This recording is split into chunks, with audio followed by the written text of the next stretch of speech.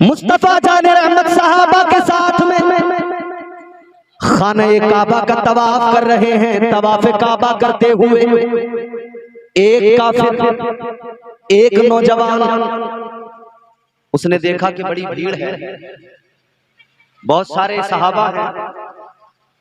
उसने सोचा कि अगर मैं इस भीड़ का फायदा उठा लूं और मैं इस भीड़ का फायदा उठाकर हुजूर को कत्ल कर दूं माज़अल्लाह, तो सोचने लगा कि बड़ा काम हो जाएगा। भीड़ थी ना बहुत सारी। ख्याल आया तो ये तैयार भी हो गया।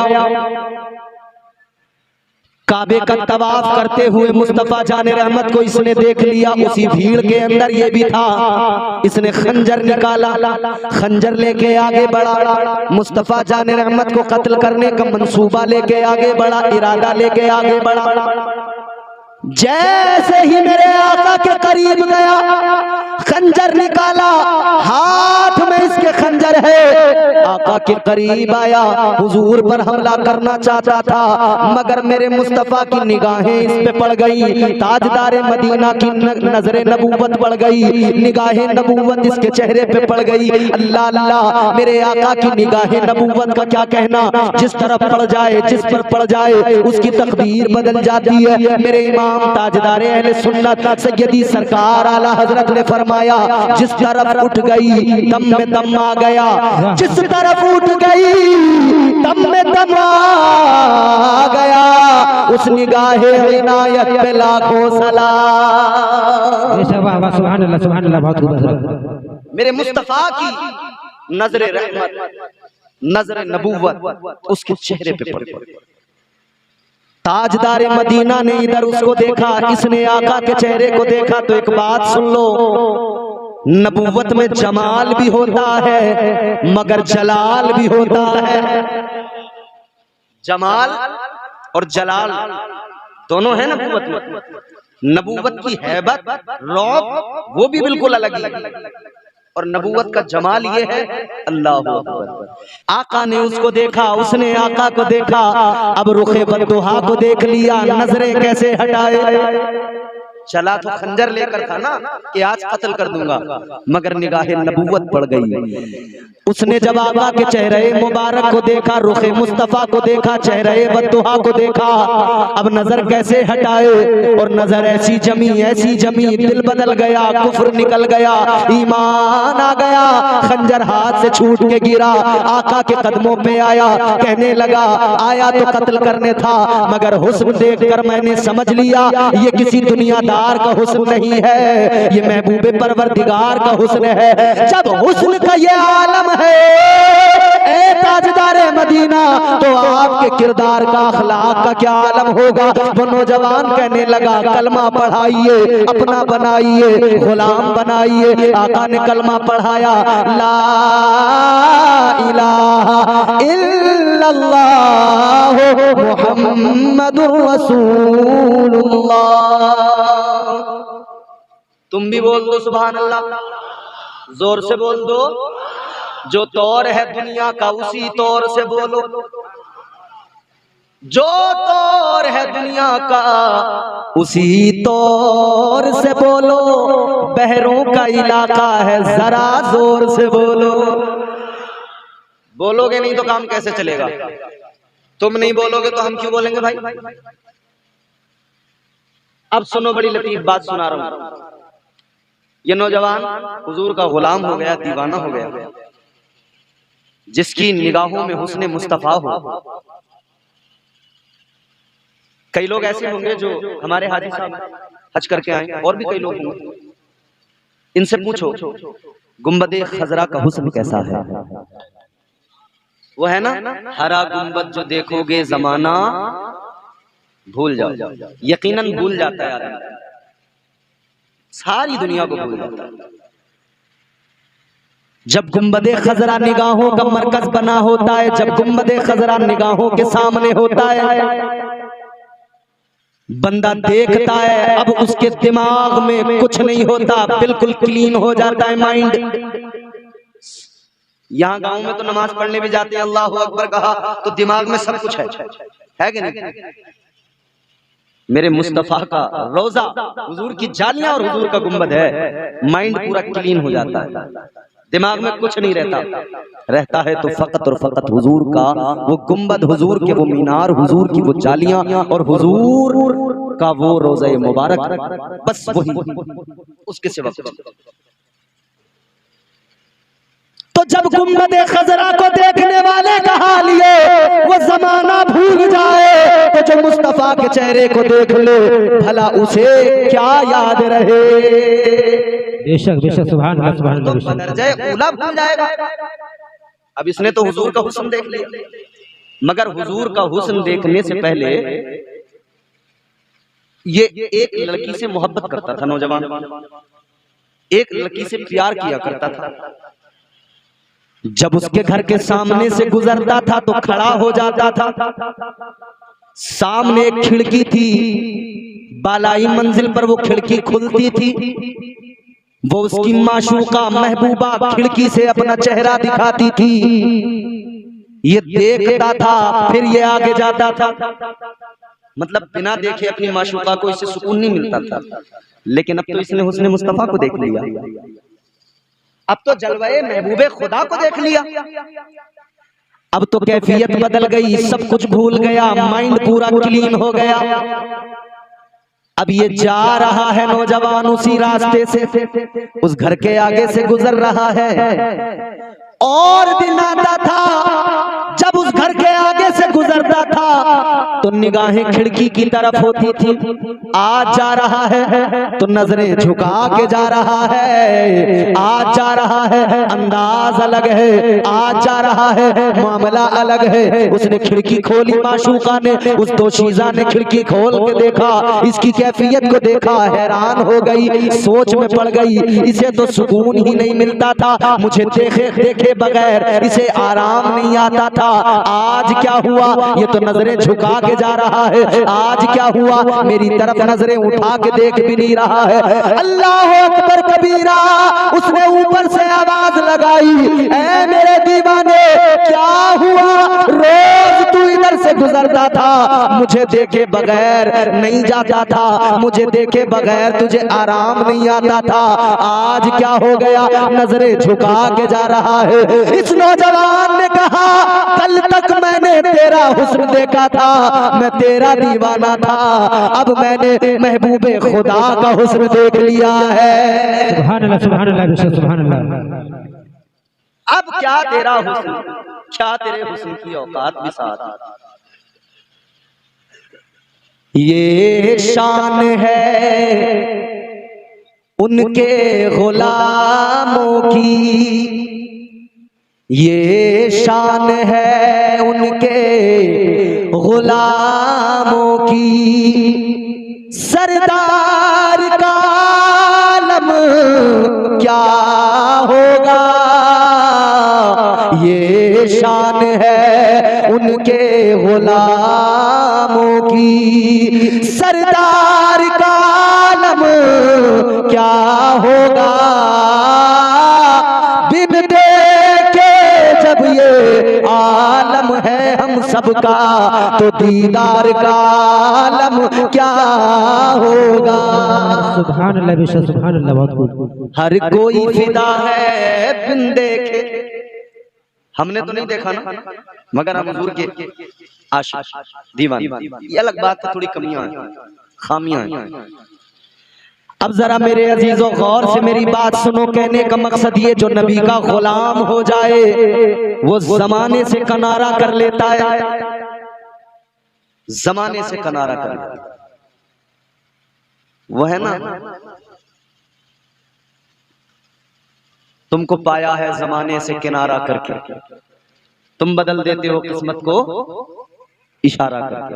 अरे खूब सुना होगा, कव्वाल गाता है ना, तुझे क्या बताऊं मैं राज़दां, तेरे सामने मेरा हाल है, तेरी एक निगाह की बात है, मेरी जिंदगी का सवाल है, जाने जाना तुमको पाया है जमाने से किनारा करके।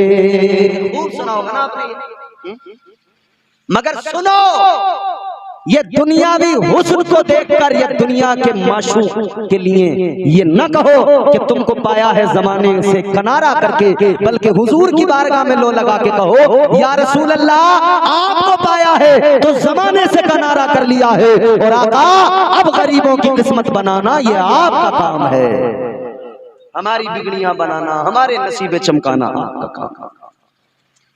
तो बंदा जब हुजूर का गुलाम हो जाए, जमाने से किनारा कर लेता है, जमाने को भूल जाता है, फिर उसकी नजरों में और कुछ नहीं रहता, फिर उसकी जिंदगी में तब्दीली आती है, इनकलाब। थके तो नहीं हो आप लोग? थक गए? मैंने टाइम नहीं देखा था किस वक्त तकरीर शुरू की है। अब आप चाहोगे तो थोड़ी दो चार बातें करूंगा आपसे, सुनेंगे? सुनेंगे? जिन्हें सुनना है वो कहते हैं सुभान अल्लाह, जिन्हें नहीं सुनना है वो भी कहते हैं सुभान अल्लाह। माशाअल्लाह, सब सुनने वाले लोग। जिंदगी में इनकलाब आ जाता है, जिंदगी बदल जाती है।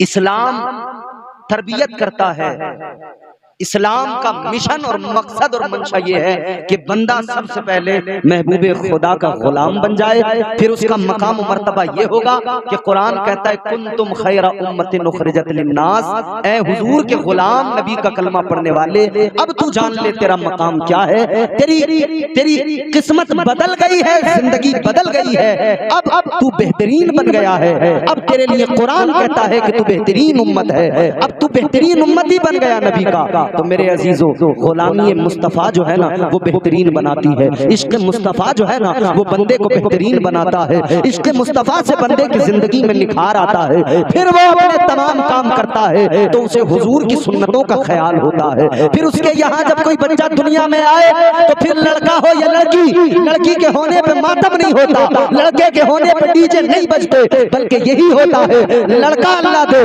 तब भी वो अल्लाह का शुक्र अदा करता है, और बेटी अल्लाह देता है तब भी वो अल्लाह का शुक्र अदा करता है। घर में अगर अकीका हो तब भी वो अल्लाह का शुक्र अदा करके काम वही करता है जो सुन्नत के मुताबिक होना चाहिए, यानी वो अकीका करेगा तो ढोल धमाके नहीं करेगा, गाने बाजे नहीं करेगा। फिर जिंदगी बदलती है, फिर जब बेटा जवान हो गया शादी करेगा, बेटा या बेटी की शादी होगी तो अब इस शादी के अंदर फजूल रस्में नहीं होंगी, इस शादी के अंदर डीजे नहीं बजेंगे, इस शादी के अंदर बाजे नहीं बजेंगे। और मेरे अजीजों एक बात बताओ ईमानदारी से, पौवे पीकर लौटने वालों की बारातें भी आपने देखी होंगी, वहां भी यही है ना, तुर तुर तुर तुर।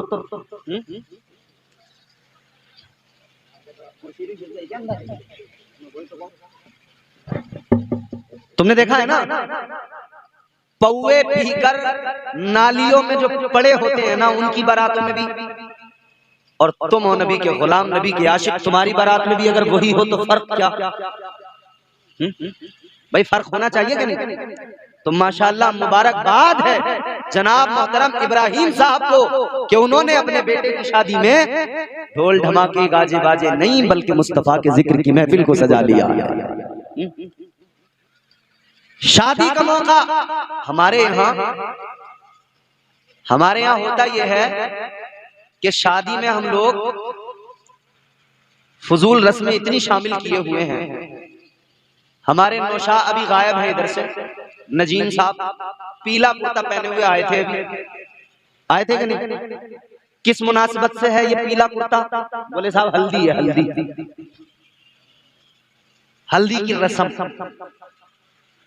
हल्दी की खेती होती थी, अब ये रस्म भी होने लगी। हल्दी की रस्म के नाम पर हमारे मुआशरे में इस दौर में जो बदतमीजियां हो रही हैं, अल्लाह रहम फरमाए।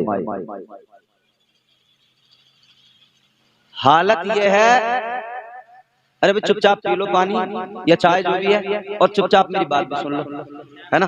पीने दो। चाय रोक दी तो ही नहीं यूं लगेगा, चाय पानी फिर तो ही नहीं यूं लगेगा जैसे करबला में बैठे हैं। ये वक्त पे जो मौलाना लोग चाय रुकवाते हैं ना, कई लोगों के दिल पे बिजली गिर जाती है, गुस्सा बहुत आता है ना, पी के रह जाते हैं बस गुस्सा। कहते हैं मौलवियों को तो स्टेज पे मिल जाती है बैठ बैठा, हमारी ही रोकते हैं ये चाय। तो चाय तुम पी लो मगर बात सुनो, हल्दी के नाम पे हमारे यहाँ बड़े ड्रामे, बड़े नाटक नौटंकियां। इस्लाम में तो कहीं हल्दी है ही नहीं कि तुम ये रस्म करो, कोई हल्दी की रस्म इस्लाम में नहीं। मगर भाभियां आ गई बिल्कुल, और भाभी तो बाद में आई, कैमरे वाला पहले आ गया लेके खड़ा तैयार, और दूल्हा साहब को बिठा दिया नेकर में नंगा करके। अबे तू नंगा होके नेकर में अभी से बैठ गया शादी के इफ्तिताह में, तो याद रख तुझे नंगा करके दौड़ाएंगे ये लोग बाद में। अभी वक्त है, समझ जा, वरना जैसे नंगा करके बिठाया है ना तुझे ऐसे नंगा करके दौड़ाएंगे। फर्क कितना होगा, अब तेरे जिस्म पे हल्दी है, फिर तेरे जिस्म पे मिट्टी होगी, तेरे जिस्म पे कीचड़ होगी, भागता फिरेगा। अपनी इज्जत खुद देखो ना भाई। इस्लाम कहता है मर्द के लिए नाक से लेकर घुटनों तक का जो ये हिस्सा है जिस्म का, ये सतरे औरत है, इसको छुपाना फर्ज है, कंपलसरी। ये मॉडर्न दौर है, कई लोग घरों में भी कच्छे पहन के टहल रहे। अब उन कच्छों का नाम अंडरवियर हो गया। पहले वो लाइन वाले जो नेकर चलते थे ना, नीली पीली गुलाबी, पहने हुए आदमी मजे से टहल लिया घर। भाई क्या बात है, कोई लिहाज, शर्म, हया, गैरत, ये भी कोई चीज है ना। याद रखना मेरे अजीजों, इस्लाम ने मुसलमान को हया का सबक दिया है, गैरत का सबक दिया है। इस्लाम ने अपने मानने वालों को बेगैरत नहीं बनाया। दुनिया में तो हाल ये है, बाप के सामने बेटी का सीना खुला है, ये कह रहे हैं हम मॉडर्न लोग हैं, इज्जत का जनाजा निकल रहा है, ये मजे में दंग है, हम मॉडर्न है। मॉडर्निटी के नाम पे गैरत के सौदे कर दिए गए। मगर मुसलमानों खूब गौर से सुन लो, तुम नबी के गुलाम हो और अल्लाह के नबी ने गैरत का सबक दिया है, हया का दर्स दिया है। औरतों का झुरमुट लग गया हल्दी की रस्म पे, दूल्हा को बैठा दिया गया नंगा करके, सतरे औरत खुला है, पहला तो गुनाह यहीं से शुरू हो गया। फिर भाभियां आई बड़ा मेकअप करके तैयार होके सज संवर के, और लेके हल्दी के प्याले कटोरे रगड़ रही हैं। दना ये भी रगड़वा रहा, इसके दिमाग में किसी ने डाल दिया कि ये जब तेरे मलेंगे तो तुझ पे चमक आ जाएगी, तुझ पे चमक आ जाएगी। इसने मियां सारी रात तो वो हल्दी मलवाई, फिर नाई को बुलाकर 10 तरह की क्रीमें रगड़वा दी मुंह पे, तमाम रगड़ के मसाज कर करके इसका मुंह बिल्कुल सुझा दिया, सुरख कर दिया। सुबह को देखें तो लाल नजर आ रहा। गोरा बनने के चक्कर में सूजा हुआ मुंह लेके बारात लेके गया, लाल हो गया। अबे भाई अकल कहाँ गई?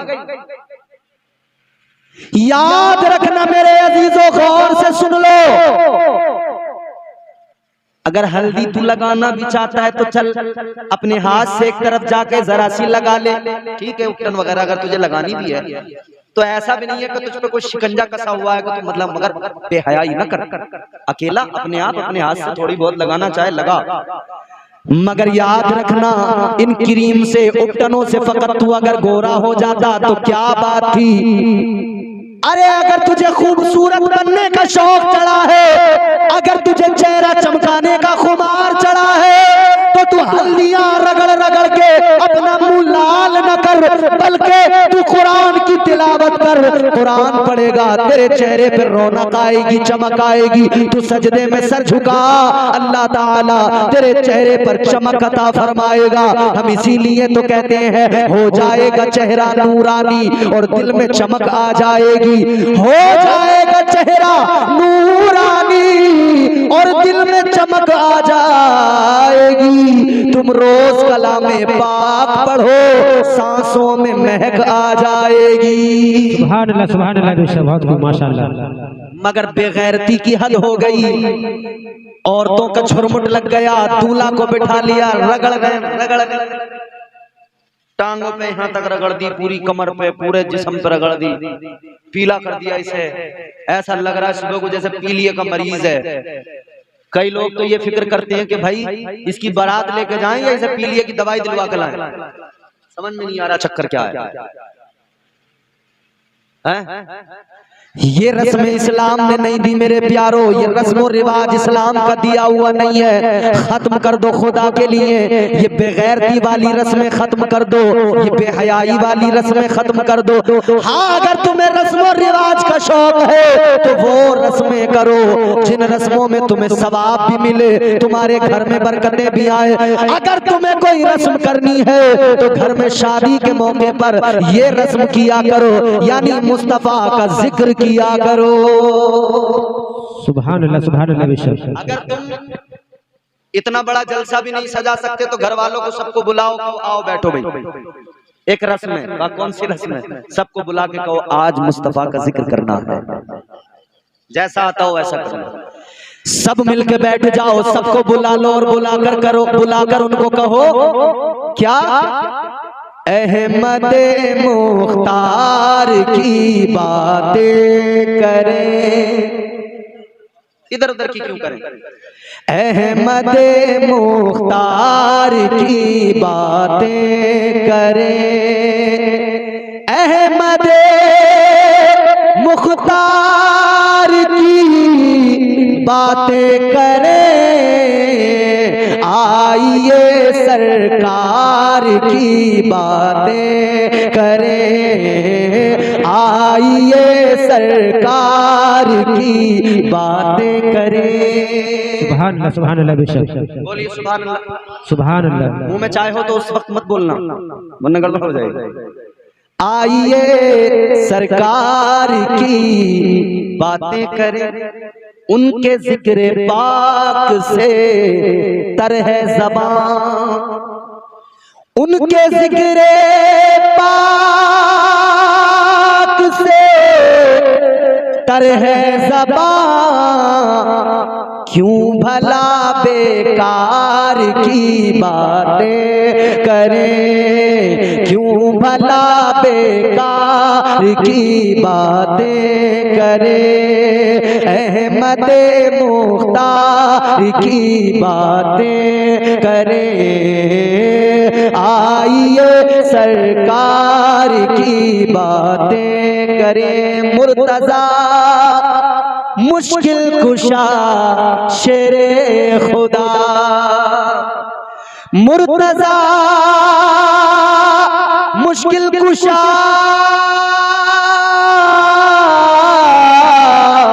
मुर्तज़ा मुश्किल कुशा शेरे खुदा, हैदर कर्रार की बातें करें, हैदर कर्रार की बातें करें, आइए सरकार की बातें करें। जिस जगह नाजिल हुई पहली वही,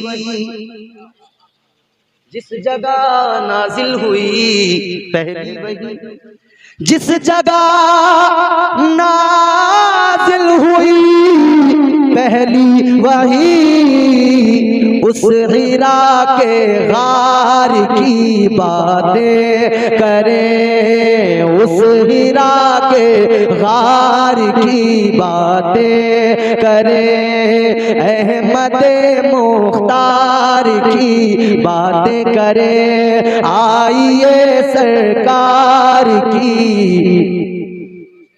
बातें करें। शादी ये रस्म फजूल है, आगे बढ़िए। निकाह का दिन आया, आखिरी बात करके बात को समेटते खत्म करते। निकाह का दिन आ गया, सुबह से धूमधाम है, सब लोग तैयार हो रहे हैं, दूल्हा को तैयार किया जा रहा है, कपड़े पहनाए गए उम्दा, जूता कोट पैंट टाई बेहतरीन। अच्छा, ये भी हुनर हमारे मुसलमानों का ही है कि कोट पैंट टाई पहना के फिर इमाम साहब से कहते हैं अब इसके साफा बांध दो। कोट पैंट टाई पहना के अब बोले साफा बांध दो इसके। चलो खैर, कम से कम अगर कपड़ों में अंग्रेजी कपड़े अगर आप सिलेक्ट करते हैं टाई वगैरह, तो फिर भी अल्लाह का शुक्र है कि साफा नबी की सुन्नत तो आपने अपना रखा है। कम से कम उसको तो अभी तक साफा बांध लिया गया, सेहरा सजा दिया गया, दूल्हा तैयार हो गया। अब उसके बाद में साहब फिर आ गई औरतें, फिर घेर लिया बिल्कुल चारों तरफ से, और आके इन्होंने जो रासें खींचनी शुरू की हैं, इसके चचा ने खड़े होके बंधाया सेरा, बोलो गा रही है, दना दन गाया, कोई परवाह नहीं है। इसके चचा ने, इसकी चच्ची ने, इसके फूफा ने, इसकी ताई ने, इसके ताऊ ने, तमाम एक एक को ले लिया। मिश्रा एक ही है, पूरा खानदान उसी में आ गया और गा रही है। और साहब फूफी बहने वो आएंगी बिल्कुल तैयार होके अपने, और ऐसे रखा होता है दुपट्टा जैसे मेरी चादर रखी है, और उन्होंने यूं लिया, दूल्हा के सर पर रख लिया, सर पर रख के वो खड़ी हो गई।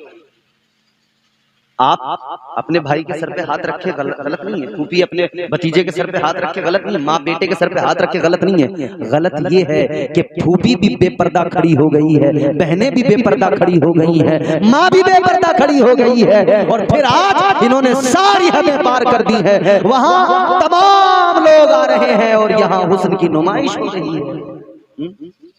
अब शादियों में जब हुस्न की नुमाइश हो रही है तो हमारे नौजवान भी, जैसे 5 दिन से कटाई से फुर्सत नहीं मिल रही थी, बारात वाले दिन वो मियाँ बिल्कुल सुबह ही नाई की दुकान पर पहुंच गया, बोले आज चमका दे मेरा मुंह, एक एक बाल छील दे मेरा, लगा ले क्रीम है भाई। क्रीम लगाने से कोई गोरा हो सकता है बताओ? एक बात बता रहा हूं मैं आपको बड़े राज की, क्रीम लगाने से कोई गोरा नहीं होता। कितनी महंगी लियाओ, 1000 की, 2000 की, 3000 की, फेयर लवली लियाओ, कोई सी लवली लियाओ, याद रखना अगर क्रीम लगाने से कोई गोरा हो सकता था, अगर क्रीम लगाने से, हाजी साहब अगर क्रीम लगाने से कोई गोरा हो जाता तो वेस्ट इंडीज के अंदर एक भी काला नहीं होता, सब गोरे होते।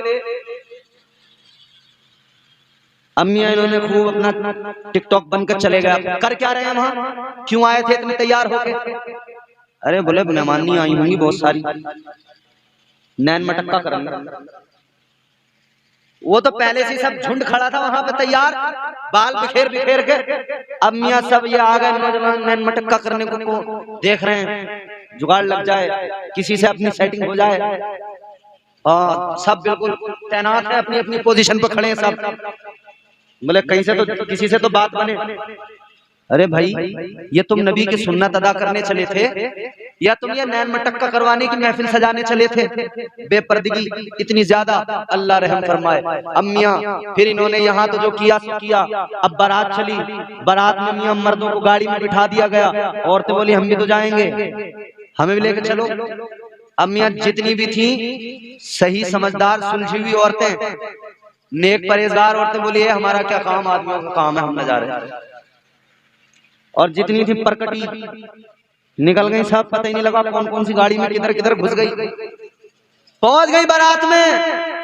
अब वहां जाकर देखो इनका आलम, दुपट्टा यहाँ गले कंधे पे पड़ा है और टहल रही है, घूम रही है, भाग रही है इधर उधर।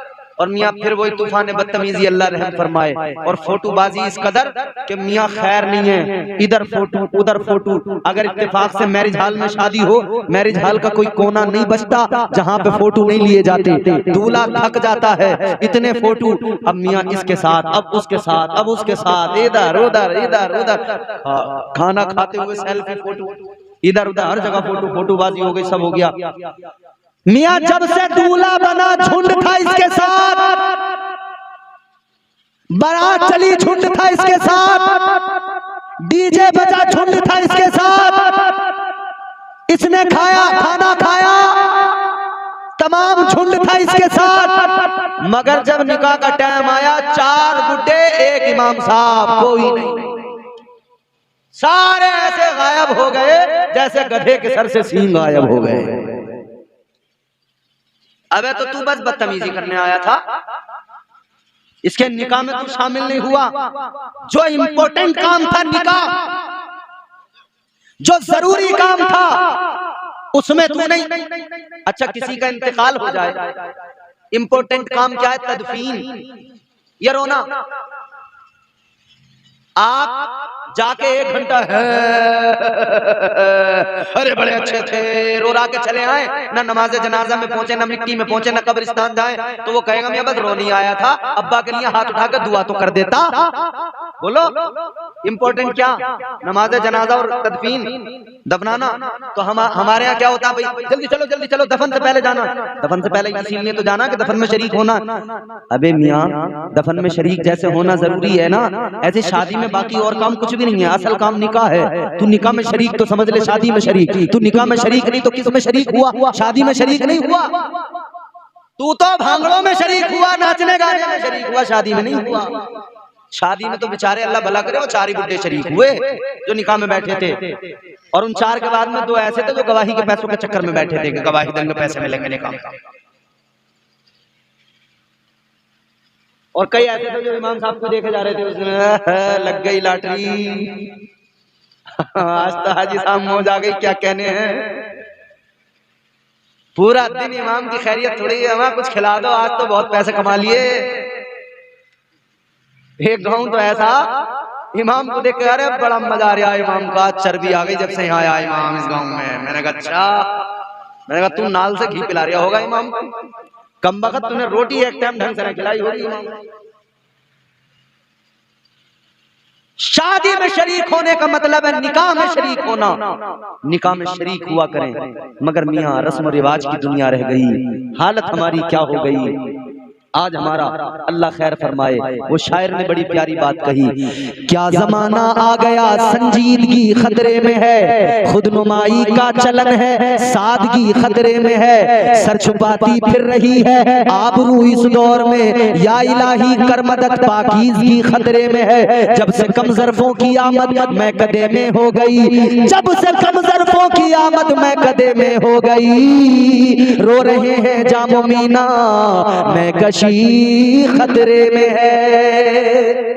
शादी में जाओ तो निकाह में शिरकत किया करो, निकाह जरूरी चीज है। जब निकाह में शरीक होंगे आप, सुन्नत मुस्तफा उधर अदा हो रही है, उधर सुन्नत मुस्तफा के अदा होने पर तुम खुश होकर बैठ जाओगे, तुम्हें सवाब भी मिलेगा, अल्लाह ताला तुम्हारी मुरादें भी पूरी फरमाएगा। फिर दुआ भी होगी, दुआ इज्तिमाई हो या इनफरादी हो, दुआ करना बंदों का काम है, दुआ को कबूल करना परवरदिगार का काम है।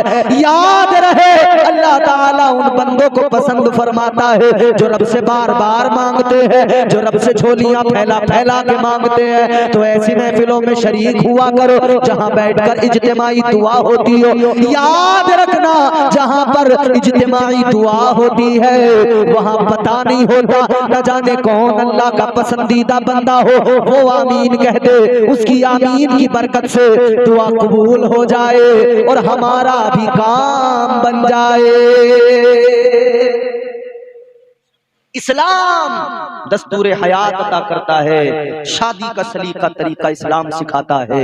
और ये इस्लाम ने अब नहीं सिखाया, इस्लाम ने उस वक्त सिखाया जब दुनिया के पहले इंसान को बनाया, पहली औरत को बनाया। जब अल्लाह ने हजरत आदम को पैदा किया ना, तो हजरत आदम को अल्लाह ने पैदा करने के बाद जन्नत में दाखिल फरमा दिया। मगर हजरत आदम अकेले इंसान थे, अकेले बशर थे, कोई दूसरा इंसान नहीं था। मगर बात देखो ना, इंसान का ये फितरी मामला है, हम जिन्स अगर नहीं होगा तो तबीयत नहीं लगती है, हम जिन्स अगर नहीं हो तो दिल नहीं लगता है। हजरत आदम जन्नत में थे, जन्नत की रौनकें थी, जन्नत की बहारें थी, जन्नत का हुस्न था, जन्नत की रानाइयां थी, सारी चीजें थी, मगर हजरत आदम का दिल नहीं लग रहा था। एक रोज नींद आई, सो रहे थे।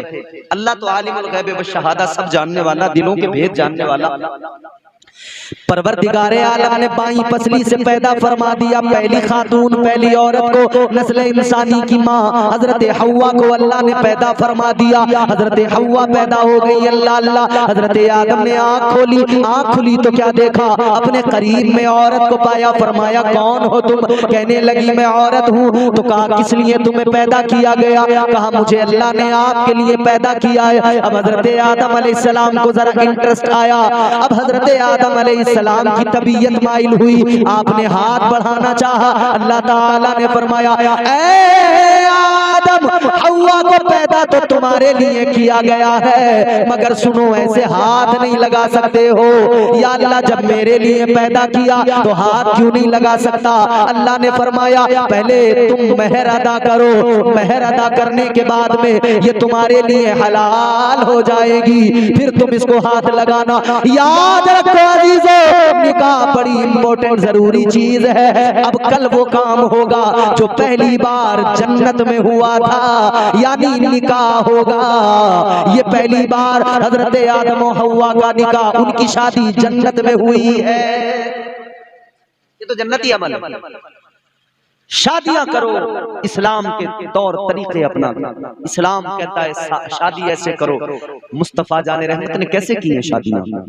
अपनी शादी कैसे की, अपनी बेटी की शादी कैसे की, अपने असहाब की शादियां हुजूर ने कैसी की?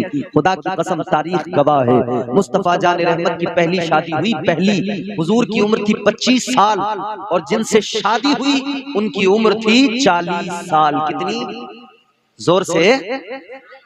40 साल। हुजूर ने क्या देखा? हुजूर ने उम्र तो नहीं देखी ना, उम्र देखते तो निकाह नहीं करते। हमारे यहाँ तो रिश्ते टूट जाते हैं। अरे मियाँ तुम तो यार बता रहे थे कम है उम्र, ये तो उम्र बहुत ज्यादा है। रिश्ते टूट, बिचौलिया लोग झूठ बोलते भी हैं, बड़ा झूठ बोलते, थैले लेके चल रहे हैं अब तो बिचौलिया, बड़ा बड़ा तगड़ा झूठा बिचौलिया है। 2 बीघे जमीन को सीधा 20 बीघे बना देता है और तरकीबें बता के जाता है, देखो एक काम करियो, एक आध मोटरसाइकिल किसी की लाख खड़ी कर लियो घर में, ऐसा लगेगा मियां बढ़िया मामला इनका कर रहा है। और गांव में किसी का ट्रैक्टर लाके खड़ा कर लिया, बोले हाँ आप नहीं है, कौन से रजिस्ट्री का कागज, उसके जो है वो कागज दिखाने, आरसी दिखानी है, और बाद में इतना ही तो कहना पड़ेगा बेच दिया था हमने। और निकाह के बाद में कोई कर भी क्या लेगा, अपना था या नहीं था। मगर झूठ इतना बड़ा बड़ा, अल्लाह खैर फरमाए, बड़े बड़े झूठे लोग हैं मियां।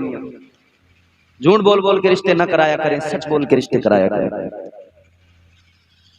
हुजूर ने पहला निकाह किया, 25 साल उम्र है, 40 साल जनाब खदीजा की उम्र है। हुजूर ने उम्र नहीं देखी, हुजूर ने उनका किरदार देखा है। हुजूर ने उम्र नहीं देखी है, हुजूर ने उनका अखलाक देखा है। और अल्लाह अकबर, हजरत खदीजतुल कुबरा वो किरदार अजीम आला, वो आली मर्तबत खातून है। खुदा की कसम कयामत तक इस उम्मत पर हजरत सैयदा खदीजतुल कुबरा का एहसान है, एक नहीं सैकड़ों हजारों एहसानात है। इस्लाम सैयदा खदीजतुल कुबरा की आगोश में पल रहा था। इस्लाम सैयदा खदीजतुल कुबरा के माल और दौलत की बुनियाद पर, इनके माल की बुनियाद पर इस्लाम परवान चढ़ रहा था। ये सैयदा खदीजतुल कुबरा की जात है।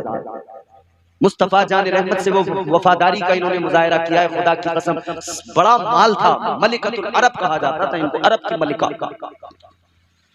इतना माल था, इनकी टक्कर पे कोई नहीं था।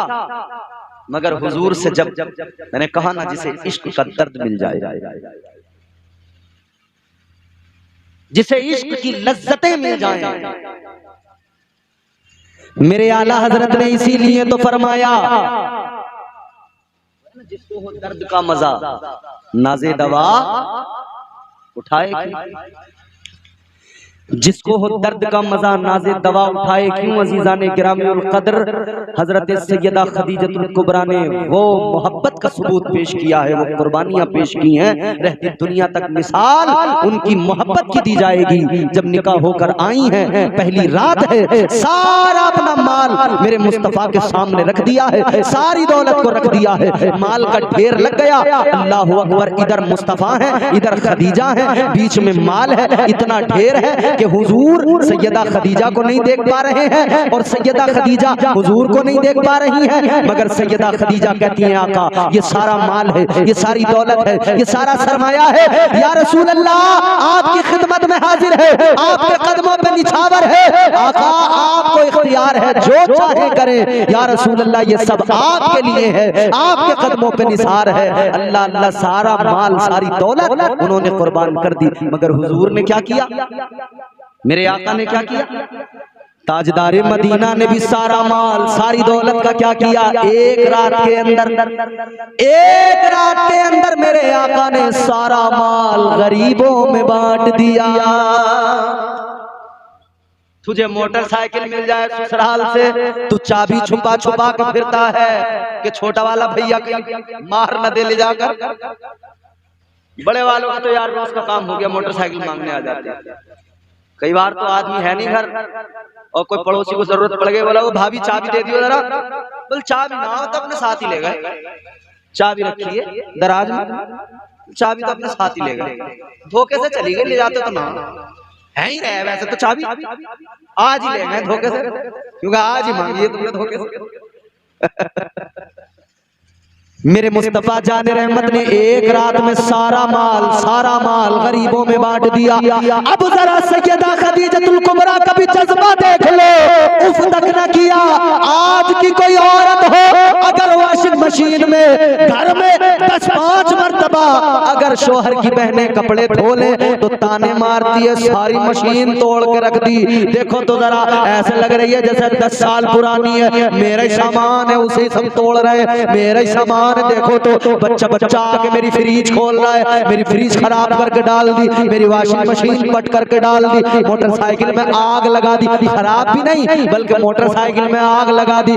आज की औरतों का ये हाल, मगर सुनो सैयदा खदीजतुल कुबरा का जज्बा इश्क ये है, आका ने एक रात के अंदर सारा माल बांट दिया। सैयदा खदीजा ने उफ तक न किया, कहने लगी या रसूल अल्लाह ये माल क्या चीज है, ये जिंदगी भी आप पे कुर्बान है। शादी करने वालों और शादीशुदा लोगों, यहां जरा सब्र कर लिया करो, उधर का ख्याल करके। अगर इधर बीवी सता रही है तो झगड़ा न करना, बल्कि मुस्कुराना, कहना तू सता ले मगर उधर मुझे जो अल्लाह अता करेगा ना वो मुझे बड़ा सुकून पहुंचाएगा। अल्लाह ताला ने हूरों को पैदा किया, गौर करो, फरमाया मेरे मदनी करीम आका ने हूरों का हुस्न ये होता है, उनकी खूबसूरती ये होती है कि अगर जन्नत की हूर अपनी एक उंगली जरा सी उंगली दुनिया में जाहिर कर दे तो उसकी उंगली से निकलने वाला हुस्न, उसकी चमक ऐसी होगी कि सूरज की चमक फीकी पड़ जाएगी, चांद की चांदनी फीकी पड़ जाएगी। ये एक जन्नत की हूर का हुस्न है अजीजों, अल्लाहु अकबर कबीरा। और इतनी तेजी होगी उसके हुस्न में कि उसका हुस्न देखा न जाएगा, बंदे गश खा के गिरने लगेंगे, कई तो उसका हुस्न देख कर मर जाएंगे। ऐसा हुस्न है जन्नत की हूरों का। मगर अल्लाह ने जन्नत में औरत को पैदा किया, हूरों को भी रखा है जन्नत के अंदर। तो वजह मुफस्सिरीन फरमाते हैं, दूसरा रीजन ये, अल्लाह ताला ने पैदा करते ही जन्नत में औरत को उधर हूरों को दिखा दिया। ए औरत तू जन्नत में पैदा हुई है, इधर हूरों को देख ले, इनका रहना सहना देख ले, इनका बनना संवरना देख ले, इनका सजना संवरना देख ले, इनका सलीका शऊर देख ले, इनका करीने जिंदगी देख ले, इनकी हयात का कैसी है, इनका शऊर कैसा है, इनकी जिंदगी किन जावियों पे गुजरती है। अल्लाह ताला ने औरत को मिजाज दिया जन्नत की हूरों का सजना सवरना देख ले, ताकि दुनिया में जाए तो दुनिया में जाकर तू भी ऐसे ही रहे कि इधर जब तेरा शोहर तुझे देखे, जब तेरा शोहर तुझ पे नजर डाले, उसका दिल तुझे देख के खुश हो जाए, वो तेरे चेहरे पे नजर डाले, वो तेरे चेहरे को देखे उसकी आंखों को ठंडक मिल जाए। ऐसे रहना, इनको देख के जा। अल्लाह ताला ने मिजाज कुछ और दिया मगर औरत हो कुछ और गई।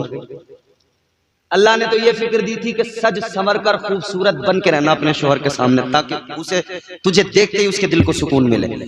मगर भाई ये सच्चाई है, दिन भर इतनी मैली कुचैली, इतनी सनीचरी लीचड़ी बन के रहती हैं औरतें। अल्लाह रहम फरमाए। पसीने आ रहे हैं, खुजा रही है, कभी इधर कभी खुजलियां हो गई पसीनों में, समझ रहे हो। मगर क्या है, ना नहाने को तैयार, ना अच्छे कपड़े पहनने को। आदमी देख रहा है, देखा बदबू आई, दूर हो गई, उसने कहा अल्लाह माफ फरमाए। और तो तुम्हें मेरा पैगाम है, सज संवर के रहा करो, ऐसे रहा करो, तुम्हारा शोहर देखे वो तुमसे दूर ना जाए, वो देखे तो वो तुम्हारे करीब आता चला जाए, उसकी मोहब्बत बढ़ती जाए, उसकी मोहब्बत में इजाफा होता जाए। मगर हमारे यहाँ हाल ये है कि जब घर में रहेंगी, अपने शोहर के साथ रहेंगी, बिल्कुल गंदी रहेंगी, कपड़ों पे बड़े बड़े दाग धब्बे होंगे और समझ रहे हो कपड़े फटे हुए होंगे जगह जगह से, और आ जाए किसी की मोहल्ले में शादी, जैसे रिजवान भाई की शादी आ गई, फिर हाल न पूछो, बच्चे नहीं पहचान पाते अम्मी है कौन सी वाली है, बिल्कुल ही अलग, बदल गई पूरी। बच्चा देख रहा है अम्मा किधर है, अम्मा उधर ही है, हाथ पकड़ के कहते बेटा मैं हूं तेरी अम्मा। बच्चा देख के घबरा गया, ये कौन बला है। समझ रहे हो, घर में शोहर के सामने सड़ी हुई लीचड़ी और मोहल्ले में शादी आ गई तो ये जा रही है हिरन बनके। बिल्कुल सारे मोहल्ले वाले देख रहे हैं, देख रहे हैं भाभी तो बड़ी खूबसूरत है, चच्ची तो बड़ी बेहतरीन है।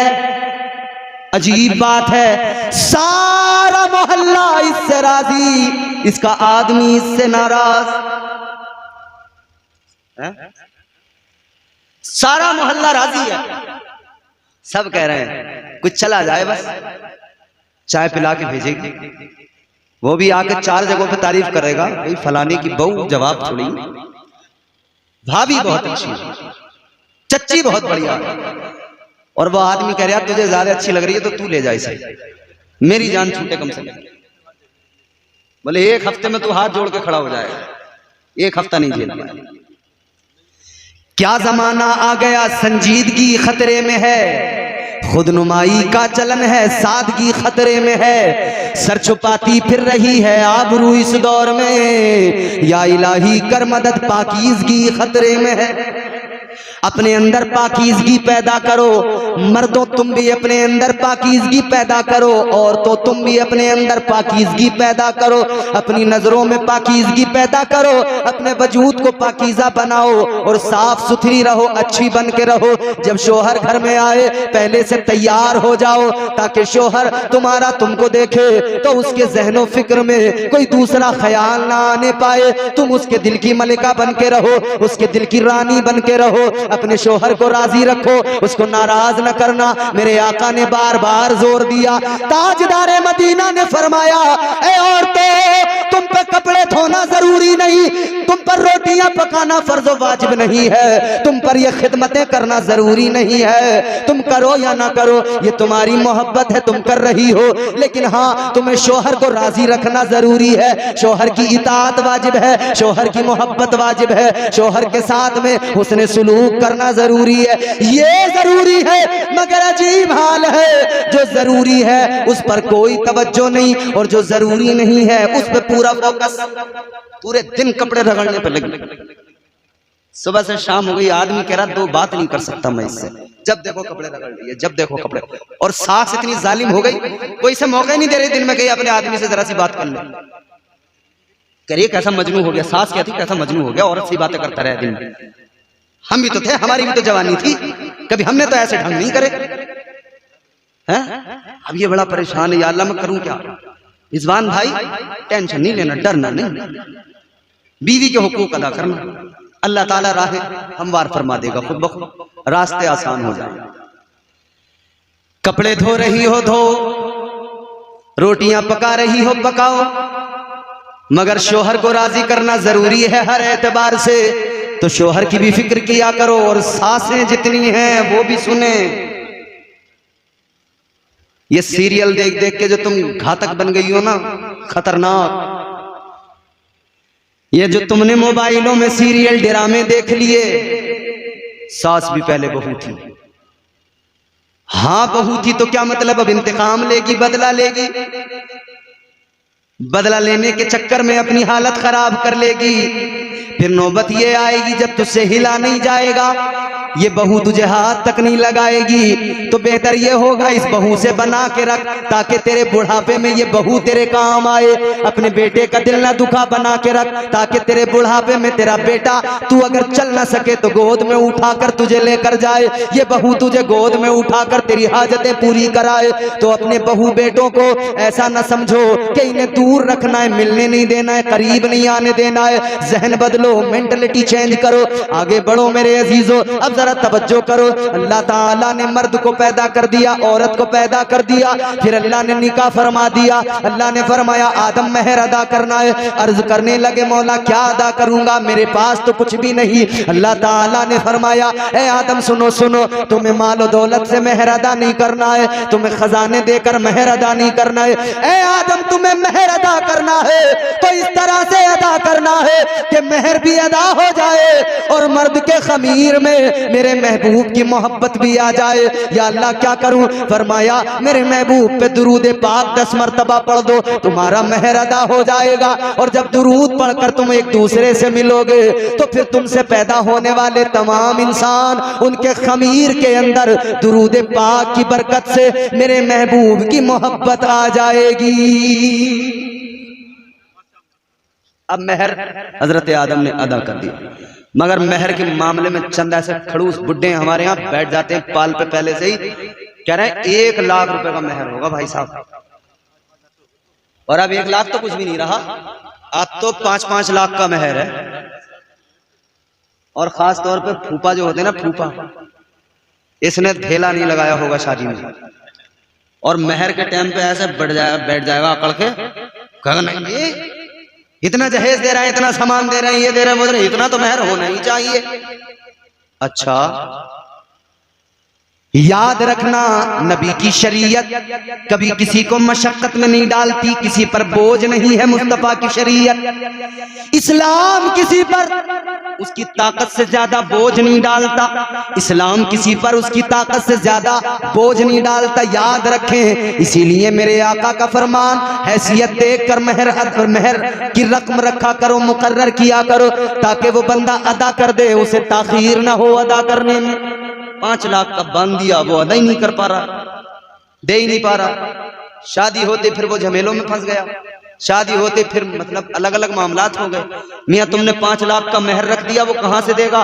वो तो अगर 20 रुपए का कोई सामान भी अपनी बीवी के लिए जरा सा छुपा के ले आए, या 100 रुपए के सेब ले आए छुपा के, तो सास ही चश्मा हटा हटा के देखती है, अच्छा पन्नियां छुपा छुपा के ले जा रहा है। बेचारा अगर बीवी मैके जा रही है और 100 रुपए जरा छुपा के दे दे, तो कह रही है कोर्चा करने लगा, अब पैसे बचा बचा के अपनी बहू को दे रिया है, हमें ना दे रिया। जिस दिन से ब्याह हुआ हमें ना दे रिया कुछ भी। मेहर इतना रखो जितना के लड़का अदा कर पाए। अगर उसकी हैसियत 10,000 अदा करने की, 10,000 का मेहर रखो ताकि वो फौरन अदा कर दे, इस बोझ में न रहे। और अगर उसकी हैसियत 50,000 की है तो 50,000 का मेहर रखो। लेकिन याद रखना, अगर हैसियत 10,000 की है और 1 लाख का मेहर तुमने बांध दिया, ये इसको अदा करने में देर तो लगाएगा, मगर तू भी फिक्र कर ले बनवाने वाले, तू भी नहीं बच पाएगा, तू भी जरूर पकड़ा जाएगा। इधर तो चालाक बन के बनवा दिया, मगर पकड़ तो होगी। जी जी, मेहर इतना जितना कि वो अदा कर सके। हजरत आदम और हव्वा का मेहर दुरूद पाक। अब अल्लाह ने फरमाया जन्नत में रहो। वकुलना या आदम उस्कुन अंत व ज़ौजुकल जन्नह। अल्लाह ताला ने हुक्म दिया, ए आदम अपनी बीवी के साथ जन्नत में रहो। कहाँ रहो? जोर से बोलो, जन्नत में रहो। जाना है जन्नत में? अरे जन्नत के नाम से खामोश है, जन्नत में नहीं जाना? तो जोर से बोलो इंशाअल्लाह। यकीनन हुजूर का करम होगा, परवाने जन्नत मिलेगा, और इंशाअल्लाह हम सारे सुन्नी हुजूर के सदके जन्नत में जाएंगे, क्योंकि हमारे इमाम ने हमें बता दिया जन्नत गुलामों के लिए है। अर्श हक है मसनद रिफात रसूलुल्लाह की, देखनी है हश्र में इज्जत रसूलुल्लाह की। तुझसे और जन्नत से क्या मतलब, मुनाफिक दूर हो, हम रसूलुल्लाह के, जन्नत रसूलुल्लाह की। तो जाएंगे हम, यकीनन जाएंगे। ला व रब्बिल अर्श, जिसको जो मिला उनसे मिला। ला व रब्बिल अर्श, जिसको जो मिला उनसे मिला। बटती है कौनैन में नेमत रसूल अल्लाह की। तो हमें जो कुछ मिल रहा है, जो कुछ मिलता है हुजूर का सदका है, तो हम जिसका खाएं जरूरी है उसी का गाएं। अब जल्दी जल्दी आखिरी बातें आपके सामने दो चार और करके गुफ्तगू खत्म करता हूं। हजरत आदम हव्वा जन्नत में, मगर साथ ही साथ इधर हजरत आदम हव्वा को अल्लाह ने जन्नत में रखा, मगर पीछे पीछे अल्लाह ने शैतान को भी खुली इजाजत दे दी कि भाई तुझे इजाजत है, तू अपना काम कर ले। अल्लाह ने रोका नहीं। अल्लाह अगर चाहता तो शैतान की मजाल थी, लेकिन अल्लाह ताला खरे और खोटे की भी तो पहचान करना है ना।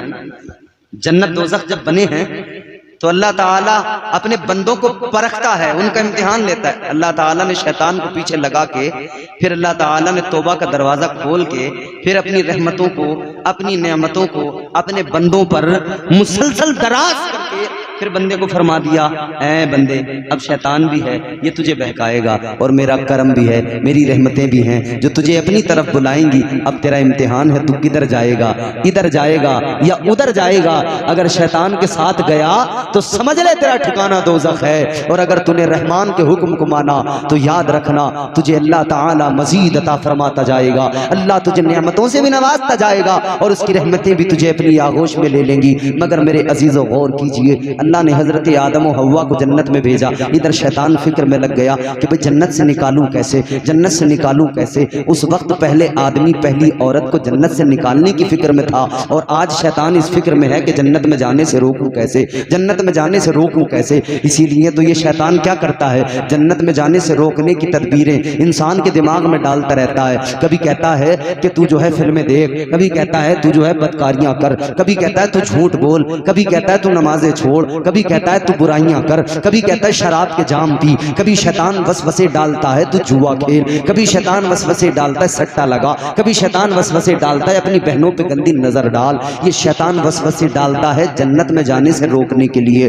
ये जन्नत में जाने से रोकना चाहता है, मगर रब की रहमतें पुकार के कहती है बंदे ये तुझे रोकना चाहता है, मगर देख ले तेरे रब का करम तुझे बुला रहा है, तेरे रब की रहमतें तुझे पुकार रही है, तेरे रब की रहमतें तुझे आवाज दे रही है। आजा, शैतान के वसवसों में ना आना, रहमान की इनायतों को देखना, रहमान के करम को देखना, रब की अताओं को देखना, रब के फजल को देखना, उसकी बख्शिश को देखना, उसके करम को देखना, उसके प्यार को देखना। तो शैतान आए तुझे बहकाए तो तू लाहौल पढ़कर उसको भगाना और आकर मस्जिद में सर झुकाना और गुनाहों की मुआफी मांग कर जन्नत का हकदार बन जाना। अपने आप को शैतान के वसवसों से बचाना। अब ये जो नए नए, मैं क्या कहूँ, ये जो नए नए अब हमारे सामने चीजें आ रही है ना, ये शैतान वसवसे डाल रहा है। आज हमारी कौम, अल्लाह रहम फरमाए, हमारे नौजवान, हमारे बुजुर्ग, सबका हाल अजीब है। खास तौर पर नौजवानों को मॉडर्न कल्चर बहुत पसंद आ रहा है, मॉडर्निटी भा रही है।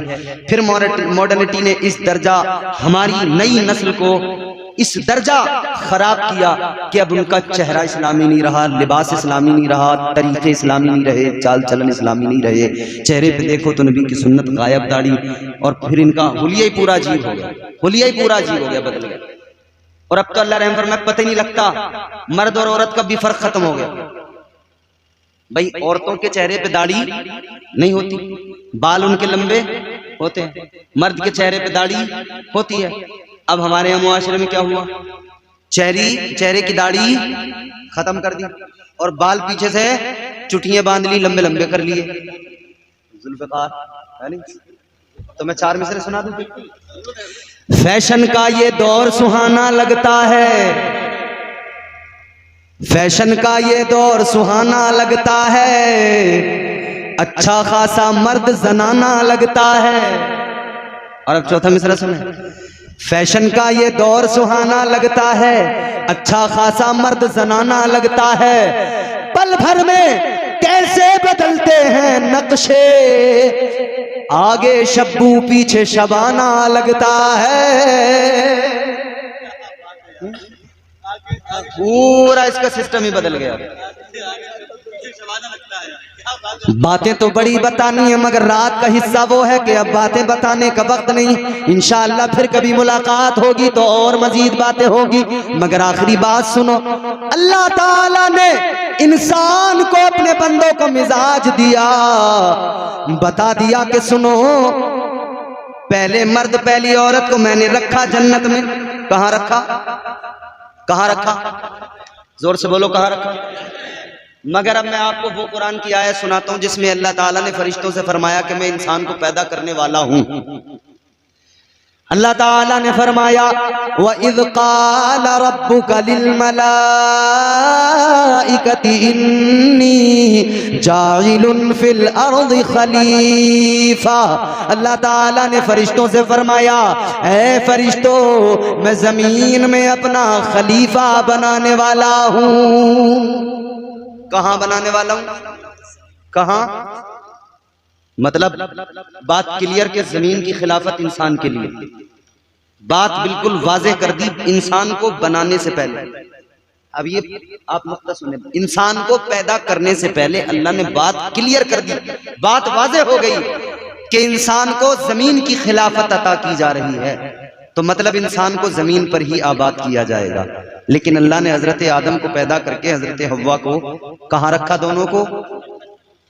या अल्लाह, जब तूने जमीन की खिलाफत ही देनी थी तो तूने जन्नत में क्यों भेजा? डायरेक्ट जमीन पे क्यों नहीं भेज दिया? भेजना तो बहरहाल जमीन पर ही था, तो फिर तूने इनको जन्नत में क्यों भेजा? इनको या अल्लाह सीधा जमीन पर ही भेज दिया जाता, फिर यहाँ जमीन पर ये रहते, उसके बाद में इंसान अपनी जितनी जिंदगी होती गुजारता, फिर जन्नत दोज़ख का फैसला हो जाता। लेकिन मौला तूने सबसे पहले जन्नत में भेजा। जन्नत में भेजने की वजह क्या? जबकि तेरा तो ऐलान था इंसान को जमीन पर आबाद किया जाएगा। जब तेरा वाज़े ऐलान था जमीन की खिलाफत है, तो फिर जमीन पर ही भेज दिया होता तो अल्लाह की कुदरत का जवाब आएगा, परवरदिगारे आलम की बारगाह से जवाब आएगा कि अल्लाह ताला अपने बंदों को मिजाज दे रहा था कि मैंने पहले मर्द को पहली औरत को पैदा करने के बाद में जन्नत में रखा है, डायरेक्ट जमीन पर नहीं भेजा है। वजह यह है पहले जन्नत में इसलिए भेजा, ऐ आदम तुम पहले इंसान हो, सारी इंसानियत तुमसे शुरू होगी। दुनिया में जाने से पहले, जमीन पे जाने से पहले जरा जन्नत को देख के चले जाओ, जरा जन्नत का हुस्न देख के चले जाओ, जरा जन्नत की रौनकें देख के चले जाओ, जरा जन्नत की नहरें देख के चले जाओ, जरा जन्नत की बहारें देख के चले जाओ, जरा जन्नत के मेवा जात देख के चले जाओ, ताकि तुम दुनिया में जाओ तुम्हारी औलाद को ये जन्नत याद रहे, इस जन्नत की बहारें याद रहे, इस जन्नत की रौनकें याद रहे और इंसान इस जन्नत में आने की तमन्ना करता रहे।